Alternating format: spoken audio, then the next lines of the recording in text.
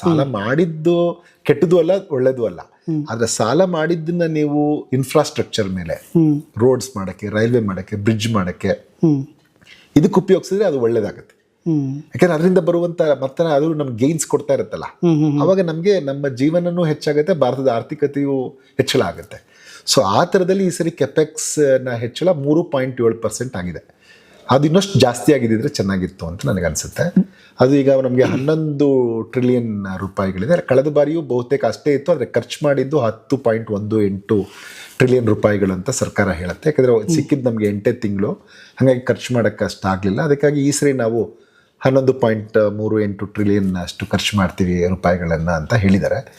ಅಷ್ಟನ್ನು ಅವರು ಖರ್ಚು ಮಾಡಿದಾಗ ಅದರಿಂದನೂ ಹೆಚ್ಚೆಚ್ಚು ಉದ್ಯೋಗ ಅವಕಾಶಗಳು ಹೆಚ್ಚಾಗುತ್ತೆ, ನಮಗೆ ಮೂಲಸೌಕರ್ಯ ಹೆಚ್ಚಾಗುತ್ತೆ.